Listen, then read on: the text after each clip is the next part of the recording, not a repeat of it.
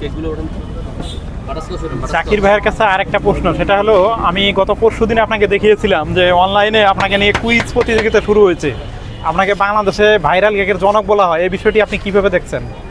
আসলে এগুলো তো হচ্ছে গিয়ে সবাই একটু হয়তো মজা করে বাইয়া করে, কোনো সমস্যা নাই। তবে কি বলবো, সবই আপনাদের ভালোবাসা ভাইয়া, সবই আপনাদের ভালোবাসা। আপনাকে নিয়ে কুইজ প্রতিযোগিতা শুরু হয়েছে, এটাও একটা বড় পাওয়া আসলে। বললাম তো আপনাদের ভালোবাসা, আলহামদুলিল্লাহ। ভালোবাসা আসলে না থাকলে, ভালোবাসার দোয়া না থাকলে আসলে এগুলো কখনোই সম্ভব ছিল না ভাইয়া। আমি কি ছিলাম মাত্র এখানে এই আগারগাঁতে প্রতিদিন বিকেল 5টার সময় আসতাম, 8-10টা কেক নিয়ে, রাতে 10টা 10:30 পর্যন্ত থাকতাম। হ্যাঁ, কেক সেল হয়তো চলে যেতাম, সাধারণ জীবনযাপন করা একটা মানুষ। আলহামদুলিল্লাহ আপনাদের ভালোবাসা আজকে 64 জেলার মানুষ চেনে। তো এটা আসলে ভালোবাসা দোয়া না থাকলে কখনোই পসিবল হতো না।